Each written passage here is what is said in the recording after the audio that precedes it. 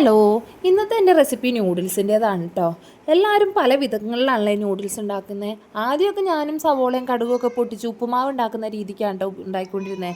ഇപ്പോൾ പിന്നെ എളുപ്പപ്പണിക്കായിട്ട് ജസ്റ്റ് ഒന്ന് വെള്ളത്തിലിട്ട് നമ്മൾ തിളപ്പിക്കില്ലേ, അങ്ങനെ ഉണ്ടാക്കുന്നത്. ഇന്നൊന്ന് മുട്ടയിട്ടിട്ടാക്കാമെന്ന് കരുതി.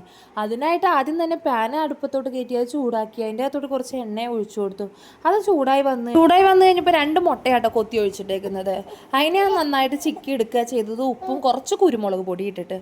എൻ്റെ അനിയത്തിയൊക്കെ ഇങ്ങനെ ന്യൂഡിൽസ് വെന്ത് വന്ന് കഴിയുമ്പോൾ അതിൻ്റെ അകത്തോട്ട് മുട്ട കൊത്തി ഒഴിക്കണം ഞാൻ കണ്ടിട്ടുണ്ട്. പക്ഷേ ആ ഒരു രീതിക്ക് ഉണ്ടാക്കുമ്പോൾ മുട്ടയുടെ ആ ചുക പൊന്തി നിൽക്കുന്നതുകൊണ്ട് തന്നെ എനിക്ക് വലിയ താല്പര്യമില്ല കേട്ടോ.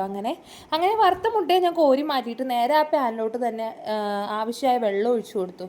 ഞാൻ ഇവിടെ 2 പാക്കാട്ടോ എടുക്കുന്നത്, 2 പീസ്. അപ്പോൾ അതിനാവശ്യമായ 2 ഗ്ലാസ് വെള്ളം ഒഴിച്ചു കൊടുത്തിട്ട് അതിന് കുറച്ച് ഉപ്പും അതിലോട്ട് കുറച്ച് വെളിച്ചെണ്ണയും ഒഴിച്ചിട്ട് അതിന് നന്നായിട്ട് തിളക്കാനായിട്ട് തിളച്ച് വന്നു കഴിഞ്ഞപ്പോൾ അതിലോട്ട് കുറച്ച് ഗരം മസാലയും 1 സ്പൂൺ ചിക്കൻ മസാല ഇട്ട് കൊടുത്തു കേട്ടോ.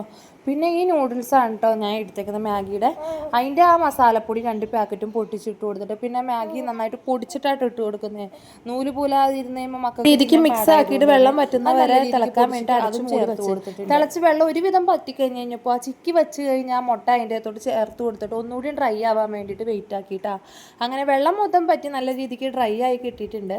അപ്പോൾ ഇത്രയേ ഉള്ളൂ ഇന്നത്തെ വീഡിയോ. ഇഷ്ടമായി കഴിഞ്ഞാൽ സപ്പോർട്ട് ചെയ്യുക. അതുപോലെ ആദ്യമായിട്ട് ചാനൽ കാണുന്നവർ സബ്സ്ക്രൈബ് ചെയ്ത് കൂടുക കേട്ടോ. അപ്പോൾ വീഡിയോ ഇത്രയേ ഉള്ളൂ. ബൈ.